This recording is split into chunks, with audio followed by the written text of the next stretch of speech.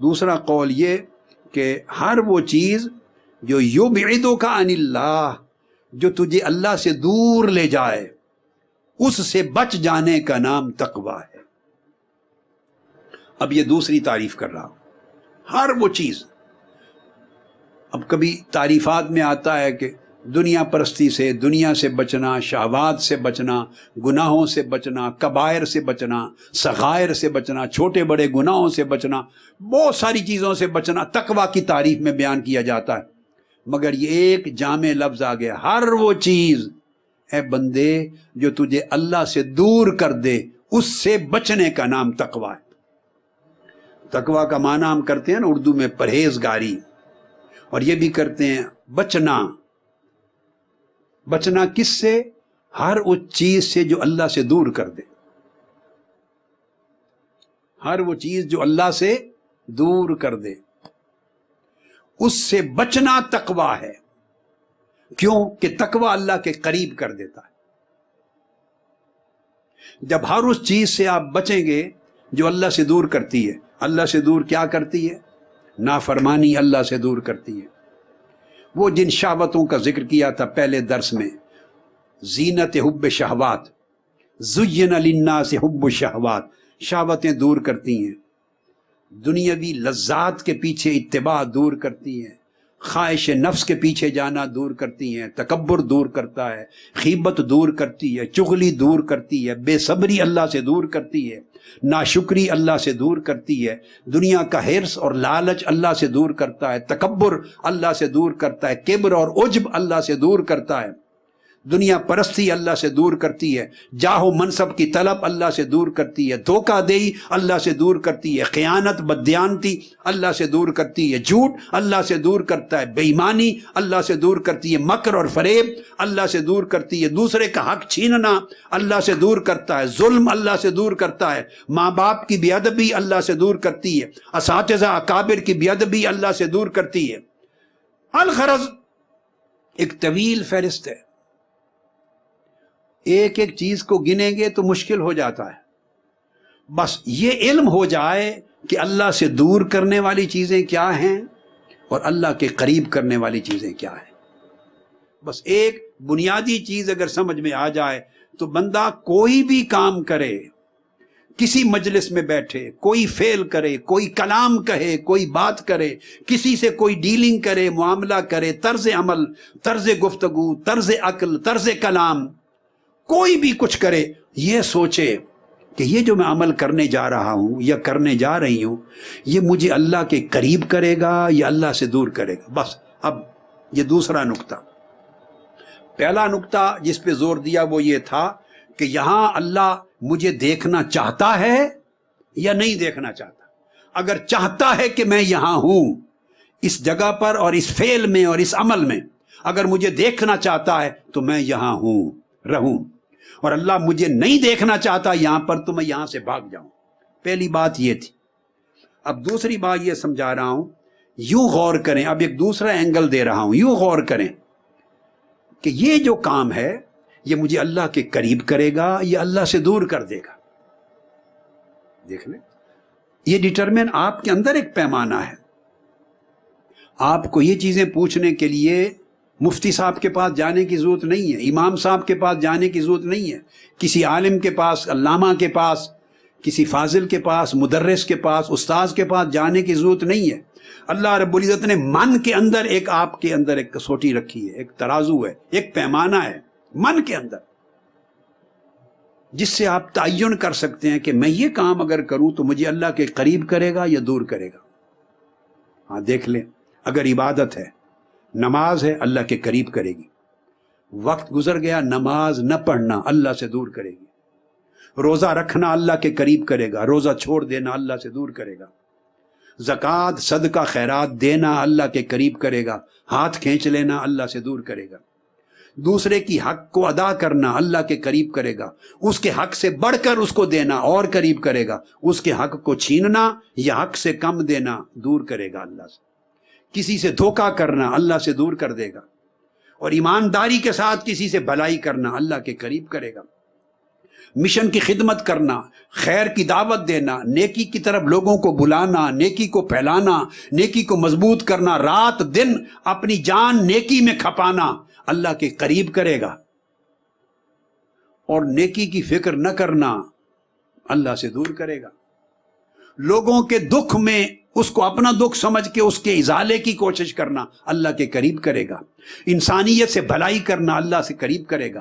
انسانیت کے دکھ درد کو دل میں محسوس کرنا اللہ کے قریب کرے گا، اور انسانیت کے دکھوں دردوں سے بے پرواہ رہنا اللہ سے دور کر دے گا۔ نیکی بھلائی کے پرہیزگاری کے کام کرنا اللہ کے قریب کرے گا۔ غفلت اللہ سے دور کرے گی، ذکر اور یاد اللہ کے قریب کرے گا۔ ناشکری شکوہ اللہ سے دور کرے گا، شکر مندی توکل رضا اللہ کے قریب کرے گا۔ زبان میں لغو گفتگو کرنا، گالی گلوچ دینا، کسی کی بے عزتی کرنا اللہ سے دور کرے گا، اور جب دوسرے کی بات کریں تو بھلائی کے ساتھ کریں، عزت سے کریں، تکریم سے کریں، اس کا دل خوش ہو جائے آپ کی بات سے۔ جو بندے کا دل خوش کرتا ہے نیکی کی بات سے، اللہ اس کو اپنے قریب کرے گا۔ تو آپ کو ایک ڈیفرینشیٹ کرنے کے لیے کرائیٹیرین دے دیا کہ کون سا فعل اللہ کے قریب کرتا ہے، کون سا اللہ سے دور کرتا ہے۔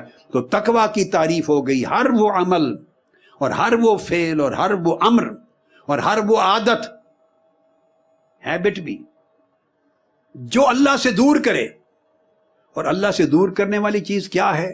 جس میں یا اللہ کی نافرمانی پائی جائے، یا اللہ کی یاد میں غفلت پائی جائے، یا اللہ کے حکم کو پشت کے پیچھے پھینکنا پایا جائے، یا وقت ناجائز ضائع ہو جائے، جس میں کوئی خیر نہ ہو، یا شر ہو، یا شر کے پیدا ہونے کا ڈر ہو، وہ بھی دور کرتا ہے۔ یہ باریک چیز ہے جس کا فیصلہ آپ نے من کے اندر کرنا ہوتا ہے۔ تو ہر وہ چیز جو اللہ سے دور کرے اس سے بچنا تقویٰ ہے، اور ہر وہ چیز جو اللہ کے قریب کر دے اس کا کرنا تقویٰ۔ آٹومیٹیکلی مفہوم مخالف ہو گیا۔ ہر وہ چیز، ہر وہ عمل، ہر وہ فعل، ہر وہ حال، ہر وہ قول، ہر وہ کلام، ہر وہ معاملہ، ڈیلنگ، بیہیویئر، کنڈکٹ جو اللہ کے قریب کرے۔ اللہ کے قریب میں نے سمجھا دیا کیا چیز کرتی ہے، جس میں کوئی خیر ہے، اللہ کی نسبت سے عمل میں یا بندے کی نسبت سے، جس میں کوئی بھلائی ہے، جس میں کوئی اچھائی ہے، وہ حسن خلق ہے، وہ حسن توکل ہے، وہ حسن عبادت ہے، وہ حسن شکر ہے، وہ حسن صبر ہے، وہ حسن کلام ہے، لوگوں کے ساتھ معاملہ کرنا ہے، ماں باپ کے ساتھ بھلائی، جی کرنا، ادب کرنا، ماں باپ کے قدم دبانا، ان کی تعمیل کرنا، بیوی بچوں کے حق ادا کرنا، دوستوں کے حق ادا کرنا، کسی سے برائی نہ کرنا، آنکھوں کا حق ادا کرنا، آنکھیں بری چیزوں پر نہ پڑیں، آنکھوں میں تقویٰ آئے، بھلائی آئے، نیکی آئے، ہاتھ برائی سے بچیں، زبان برائی سے بچیں۔ الغرض ہر برائی سے بچنا اللہ کے قریب کرے گا، ہر بھلائی کو کرنا اللہ کے قریب کرے گا۔ ایک معیار ہو گیا۔ یہاں ایک بعض اوقات ایسی چیزیں ہوتی بندے کو سمجھ نہیں ہوتی کہ یہ اللہ کے قریب کرنے والی ہے یا نہیں، مگر غور کرنے سے، میں نے آپ کو جو تھیم دے دیا، غور کرنے سے بندہ خود فیصلہ کرنے والا مفتی اور قاضی بن جاتا ہے، خود فیصلہ کر لے گا۔ اگر اس عمل میں خیر کا پہلو ہے کسی بھی جہت سے، عبادت کی جہت سے، علم کی جہت سے، عمل کی جہت سے، یا معاملے کی اور اخلاق کی جہت سے خیر ہے، وہ اللہ کے قریب کری، ہر خیر اللہ کے قریب لے جاتی۔ اور جس میں شر کا پہلو ہے، کوئی نقصان کا پہلو ہے، وہ اللہ سے دور کر دے گا۔ اب کسی نے ایک اللہ والے سے پوچھا، حضرت ابو الخیر الاقطع اولیاء کبار میں سے ہوئے ہیں، سلف صالحین میں سے، ان سے کسی نے پوچھا کہ مجھے وہ راستہ کوئی بتائیں جس سے اللہ سے ملاقات ہو جائے۔ یہ بات ہو رہی تھی نا، کیا چیز اللہ کے قریب کرتی ہے اور کیا چیز اللہ سے دور کرتی ہے۔ غور سے، مراقبے سے، تفکر سے، تدبر سے، ڈیپ تھنکنگ کے ساتھ سوچنا پڑتا ہے۔ بس اس کی عادت بن جائے تو پھر آپ کی سوچے سمجھے بغیر بھی قدم غلط سمت نہیں اٹھتا۔ اس کی عادت بنانی ہے، عادت۔ حضرت ابو الخیر اقطع سے کسی نے پوچھا کہ مجھے وہ راستہ بتائیں جس سے اللہ ملے، اللہ کی طرف کون سا راستہ جانے والا ہے؟ انہوں نے جواب دیا، پانی اور محراب۔ کیا جواب دیا؟ پانی اور محراب۔ اس نے پوچھا سائل نے، حضرت میں نے پوچھا ہے کوئی وہ راستہ جو مجھے اللہ کی طرف لے جائے، تو آپ نے پانی اور محراب کا بتا دیا۔ اب پانی اور محراب ہے کیا؟ بتاتا ہوں۔ انہوں نے جواب دیا، اللہ کے بندے، اللہ کی طرف جانے والے کو کا کوئی ایک راستہ تھوڑی ہے، بہت سے راستے ہیں جو اللہ کی طرف جاتے ہیں۔ سبحان اللہ۔ فرمایا اللہ کی طرف جانے والے بہت سے راستے ہیں۔ یہ ہم لوگوں کی تنگ نظری ہے، ہر کوئی ایک ایک راستے پر لگا ہوا ہے، اور جو اس کا راستہ اور طریقہ وہ سمجھتا ہے یہی صرف اللہ کی طرف جاتا ہے۔ دیکھو نا، آپ منہاج القرآن کی سٹرگل کر رہے ہیں، جو آپ کا فکر ہے، یہ سوچ آپ میں نہیں ہونی چاہیے، اس لیے میں مثال دے رہا ہوں۔ اگر آپ یوں سوچیں کہ جو طریقہ ہمارا ہے بس یہی طریقہ اللہ کی طرف لے جانے والا ہے، اور کسی کا طریقہ اللہ کی طرف نہیں جاتا، اللہ معاف کر دے، کفر ہو جائے گا۔ ایسی سوچ کبھی نہ لائیں، میں نے آپ کو کبھی تلقین نہیں کی، ایسی نصیحت کبھی نہیں کی، یہ درست نہیں ہے، حق نہیں ہے۔ اللہ کی طرف جانے والے بہت سے راستے ہیں، کوئی اور جماعت ہوگی، ان کا ایک اور طریقہ ہوگا، اس طریقے پر وہ کنسنٹریٹ کرتے ہوں گے، ایمفسائز کرتے ہوں گے، زور دیتے ہوں گے۔ آپ کا طریقہ اور ان کا طریقہ مختلف ہو سکتا ہے، مگر کسی دوسرے کے طریقے کو اگر وہ خیر پر قائم ہے کبھی برا بھلا نہ کہیں، کیونکہ ممکن ہے وہ بھی اللہ کی طرف جاتا ہو۔ پھر تیسرا کوئی ایک طبقہ ہوگا، وہ کسی اور طریقے پہ ایمفسائز کرتے ہوں گے۔ ہر ایک کا ایک اپنا مزاج، ایک اپنی طبیعت اور ایک اپنا ذوق، اس کے مطابق ہر کوئی طریقہ وضع کرتا ہے۔ موسیٰ علیہ السلام نے بھی ڈنڈا مارا تھا تو ایک چشمہ نہیں پھوٹا تھا بنی اسرائیل کے لیے، 12 چشمے پھوڑ دیے تھے، تاکہ ہر قبیلہ اپنی سہولت اور ذوق اور قربت کے مطابق ایک ایک چشمے کو قابو کر لے۔ 12 چشمے پھوٹے تھے ہر ایک کے لیے، ہر ایک کو پابند نہیں کیا کہ ایک ہی چشمے سے بالٹی بھر کے لے جائیں، یہی پانی ستھرا ہے اور صاف ہے اور یہی حلال اور پاک طیب ہے، نہیں، باقی ایک چشمے پر ایک قبیلہ بیٹھا ہے تو باقی 11 چشمے بھی پاک ہیں۔ اسی طرح کس طریقے سے جلد ملے گا مولا، یہ تو اللہ کو معلوم۔ آپ پابند ہیں، یعنی ہمارے یہاں خرابی یہ ہے کہ جو جس طریقے پر ہے وہ سمجھتا ہے، ہی لگا کے کہتا ہے میرا طریقہ ہی حق ہے۔ ایسی بات نہیں ہے، اللہ والے کبھی ایسا نہیں کہتے تھے، اور آپ بھی ایسی سوچ سے بچیں، ایسی سوچ بڑی گمراہی اور کفر ہوگا۔ میں توبہ کرتا ہوں، آپ توبہ کریں، کبھی ایسی سوچ میں نہ جائیں۔ ہمیں اللہ پاک نے جو توفیق دی، جو الہام کیا، جو ہدایت فرمائی، اللہ کے رسول نے جو ہماری سمجھ میں ڈالا، ایک طریقہ وضع کیا پوری زندگی میں، اس کے طور طریقے، تفصیلات، شکلیں بنائی، آپ کو ذرا پہ ڈال دیا، انشاءاللہ یہ اللہ کی طرف جا رہا ہے اور اللہ کے رسول کی طرف جا رہا ہے اور اللہ کی طرف جا رہا ہے۔ اس امر میں کوئی شک نہیں رکھنی چاہیے، اس امر میں کوئی شک نہ رکھیں کہ آپ کا طریقہ حق ہے، اللہ کی طرف جانے والا ہے، اللہ کا وصال دینے والا ہے، اس کا اجر آنے والا ہے، آخرت کی نجات ملنے والی ہے۔ دین کی تجدید کا طریقہ ہے منہاج القرآن، دین کا اسلام کا احیاء کا طریقہ ہے، دین کی تجدید کا اس صدی کا طریقہ ہے، یہ رکھیں یقین۔ مگر ایسا کبھی نہ کہیں، وہ غرور ہو جائے گا، وہ تکبر ہو جائے گا، وہ اللہ کو پسند نہیں کہ دوسرے کے طریقے کو کہیں اگر وہ خیر پر مبنی ہے اور اللہ کے رسول کے لیے ہے، تو یہ نہ کہیں کہ وہ طریقہ غلط ہے، وہ اللہ کی طرف نہیں جائے گا۔ ایسا کہنا بندے کا حق نہیں، غلط ہے یا نہیں یہ فیصلہ کرنے کا حق اللہ کے پاس، یہ اللہ کے ہاں فیصلہ ہوگا۔ نیتوں کا حال اللہ جاننے والا ہے، عالم الغیب اللہ ہے، علام بما فی الصدور اللہ ہے، بندہ بندے کی نیتوں پر فیصلہ نہیں کر سکتا۔ طریقے ہم نے کوشش کی ہے کہ ہم بہت سے طرق کو جمع کریں، طریق علم بھی جمع ہو، طریق زہد بھی ہو، طریق صفا بھی ہو، طریق سلوک بھی ہو، اور طریق تربیت بھی ہو، طریق دعوت بھی ہو، طریق تبلیغ بھی ہو، طریق تجدید بھی ہو۔ میں نے کوشش کی ہے کہ بہت سے طرق جمع ہوں اس ایک طریق میں، مگر بے شمار طرق ہمارے طریقوں سے بڑھ کر الگ اور بھی ہوں گے۔ تو عرض یہ کر رہا تھا کہ بہت سے طریق ہیں جو اللہ کی طرف جاتے ہیں، جیسے موسیٰ علیہ السلام کے چشموں کی مثال دے دی، 12 قبیلوں کے لیے 12 چشمے پھوڑ دیے۔ اس لیے قرآن مجید میں اللہ رب العزت نے فرمایا اعوذ باللہ من الشیطان الرجیم والذین جاہدوا فینا لنہدینہم سبلنا، جو لوگ ہماری راہ میں مجاہدہ کرتے ہیں ہم ان پر اپنے راستے کھول دیتے ہیں، ہم یقیناً اپنے راستے ان کے لیے کھول دیں گے۔ لنہدینہم سبلنا، یہ اللہ پاک نے نہیں فرمایا لنہدینہم سبیلنا کہ ہم ان پر اپنا راستہ کھول دیں گے، راستہ نہیں کہا، فرمایا سبلنا، فرمایا میری طرف آنے والے بہت سے راستے ہیں، جو مجاہدہ کرتے ہیں ہم ان پر اپنے راستے کھول دیتے ہیں۔ پھر ہر کوئی اپنے ذوق کے مطابق، اپنی صلاحیت کے مطابق، اپنے فہم کے مطابق، اپنی طبیعت کے مطابق کوئی نہ کوئی ایک راستہ پکڑ کے چل پڑتا ہے۔ وہ فرماتا ہے کہ تو اے بندے یہ راستہ لے یا یہ راستہ لے، اس سے فرق نہیں پڑتا، مگر جو بھی لے راستہ میرا لے، میرے راستے پر چل، تاکہ الٹیمیٹلی تو مجھ سے مل تو سکے نا۔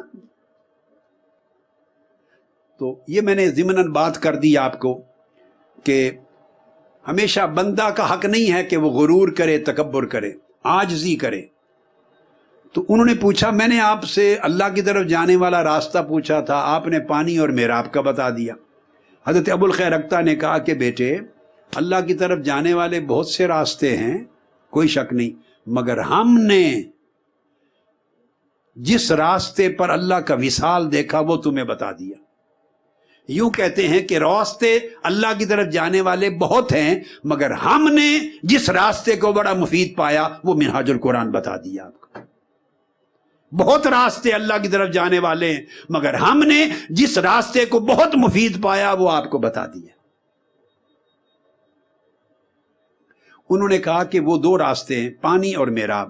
وہ پانی سے مراد کیا ہے؟ اب پانی کے اندر اشارہ وضو کا اور میراب کا اشارہ سجدے کا۔ وضو طہارت کا عنوان ہے۔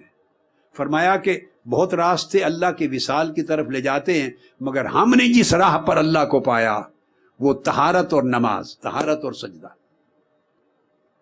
ظاہر و باطن کی طہارت رکھنا اور نماز کی تمام حقوق اور آداب کے ساتھ بجا آوری کرنا، عبادت کرنا۔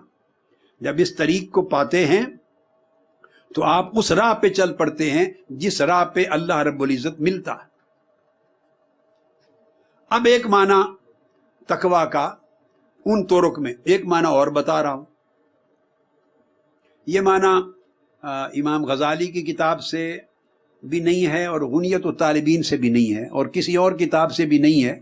یہ ہماری جو اللہ پاک نے ان اولیاء اور عظیم ہستیوں کے صدقے جو خیرات دی، یہ اس خیرات کی کتاب میں سے، ان کے صدقے سے جو خیرات ملی وہ ایک الگ ضمناً آ گیا ذہن میں، تو میں نے کہا گفتگو کے دوران میں ذہن سے اتر نہ جائے تو ساتھ ہی کوٹ کر دوں۔ ایک تقویٰ کا ایک اور معنی جو اللہ پاک کے فضل سے اور اولیاء کے صدقے سے جو میرے ذہن اور میرے دل میں آیا ہے اور بڑا دل کو لبھایا ہے، وہ معنی سمجھاؤں۔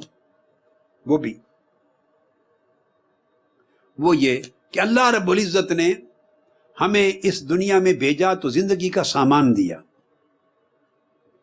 ہمیں نفس دیا، ہمیں قلب دل دیا، ہمیں روح دی، ہمیں عقل دی، سامان دیا جس کے ساتھ ہماری زندگی چلتی۔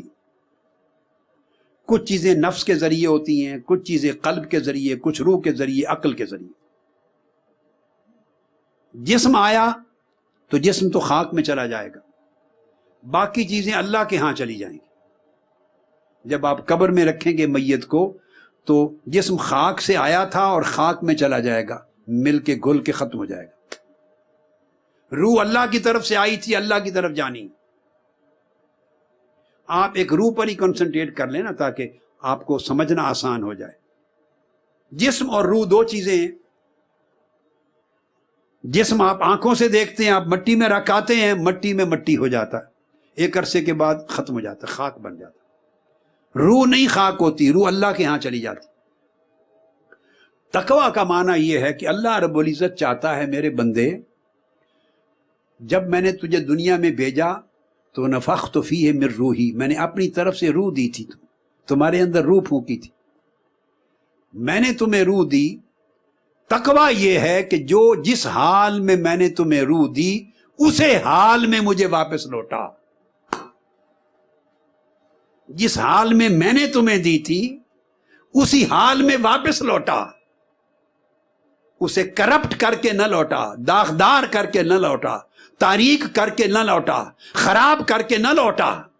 جس طرح روشن، منور، مزین، پاکیزہ، طاقتور میرا ذکر کرتی، چمکتی دمکتی روح میں نے تیرے اندر ڈالی تھی، میرا سامان یعنی میری روح جو تجھے دی، مجھے جب تو لوٹائے تو اسی حال میں لوٹا جس حال میں نے تجھے دی تھی۔ جو بندہ اس روح کے اس حال کو اسی طرح برقرار رکھے جس حال میں اللہ سے لی تھی اسی حال میں پلٹائے، یہ روح تقوی ہے، یہ تقوی ہے۔ اب اس کی مثال دیتا ہوں۔ آپ ٹیکسی لے آتے ہیں، کار لے آتے ہیں کسی دکان سے کرائے پر، تو جس سے لاتے ہیں قاعدہ کلیہ ہے کہ نہیں کہ اسی حال میں واپس لوٹائیں؟ بولیں۔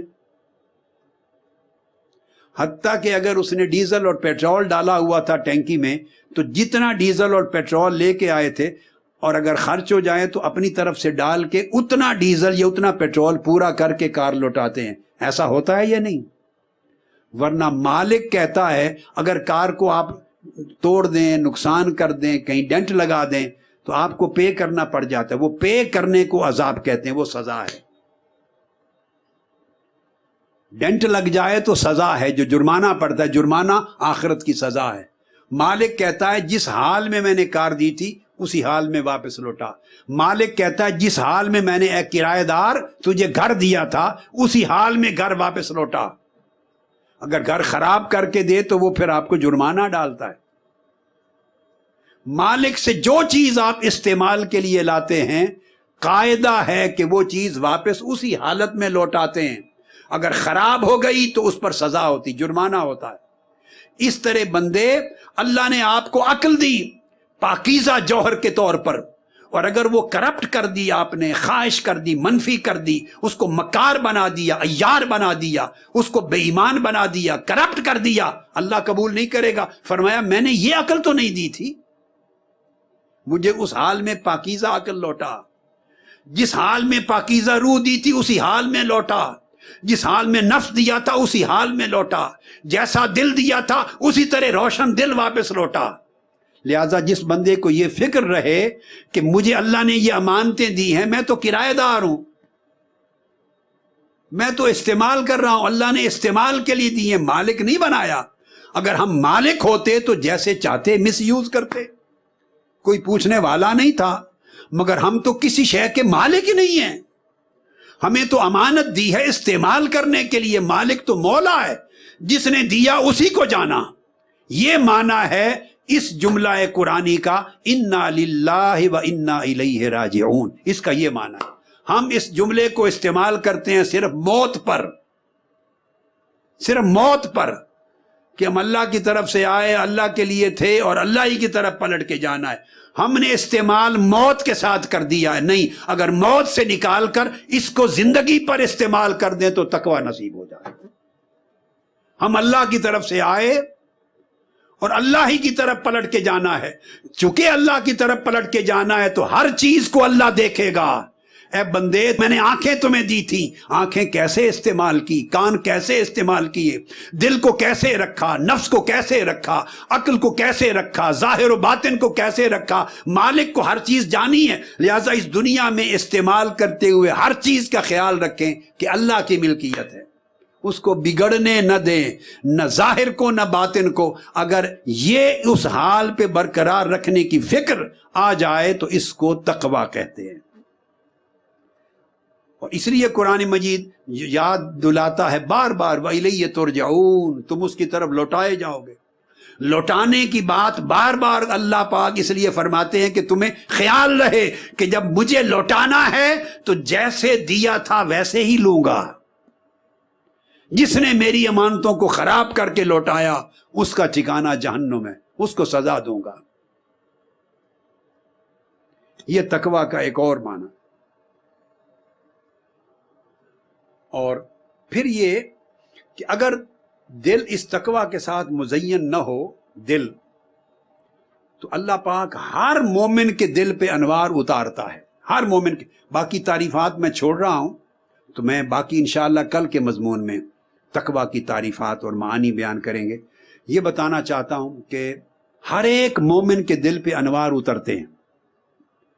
یاد رکھ لیں، وصول ہوتا ہے انوار کا مگر دخول نہیں ہوتا. یعنی ہر دل کے دروازے تک انوار الہیہ پہنچتے ہیں. مومن ہو، اگر مومن ہو، انوار کا وصول ہوتا ہے. دل کا دروازہ کھٹکھٹاتے ہیں انوار، مگر دخول نہیں ہوتا. آ کے رکتے ہیں، وہ انوار دیکھتے ہیں کہ اس دل میں جگہ اللہ کے لیے خالی ہے یا کسی اور نے بھر لی ہے. یہ دل اللہ کی چاہت کے لیے ہے، اللہ کے امر و نہی کے لیے ہے، اللہ کے حکم کے لیے ہے، اللہ کے تقویٰ کے لیے ہے، یہ دنیاوی شہوتوں اور زینتوں اور حرص و لالچ کے لیے ہے. تو وہ انوار دیکھتے ہیں. اگر وہ دل دنیا کی شہوتوں کے ساتھ بھرا ہوا ہو اور اللہ کے لیے خالی نہ ہو تو انوار دل کے دروازے سے واپس پلٹ جاتے ہیں، واپس پلٹ جاتی ہیں. اور جب وہ انوار دیکھتے ہیں کہ نہیں، اس بندے نے دل کا کوٹھا، دل کا حجرہ اللہ کے لیے آراستہ کر کے رکھا ہے، اللہ کے نور کے لیے دل کا گھر، دل کی سیج سجا کے رکھی ہے، اللہ کے لیے خالی کر کے رکھا ہے، شہوتوں کو نکال کے رکھا ہے، جھاڑو دے کر ستھرا کر کے رکھا ہے تاکہ میرے مولا کی قربت کے انوار آئیں. انوار اس دل کے دروازے سے دل میں داخل ہو جاتے ہیں. اور جس کے دل میں اللہ کے انوار داخل ہو جائیں وہ دل کو عرش کے ساتھ ملا دیتے ہیں، جوڑ دیتے ہیں کہ عرش پر بھی اللہ کے انوار اور دل میں بھی اللہ کے انوار. تو بندے کا دل سینے میں رہ کر عرش الہی سے مل جاتا ہے، اور بندہ زمین پر فرش پر چلتا ہے مگر عرشی ہوتا ہے. جسم فرشی ہوتا ہے مگر دل عرشی ہوتا ہے. اس کے طور اطوار عرشیوں کے ہوتے ہیں، اس کے اخلاق عرشیوں کے ہوتے ہیں، اس کے احوال عرشیوں کے ہوتے ہیں، اس سے برکات عرش والوں کی طرح پیدا ہوتی ہیں، اور دنیا میں بھی اس کے نور سے پھر روشنی پھیلتی ہے اور تاریکی ختم ہوتی ہے. مگر یہ اس کو نصیب ہوتا ہے جو تقویٰ کے ذریعے اپنے دل کو اللہ کے لیے خالی کر دیتا ہے اور تقویٰ کے ساتھ دل کے اندر من کو منور اور مزین کر لیتا ہے.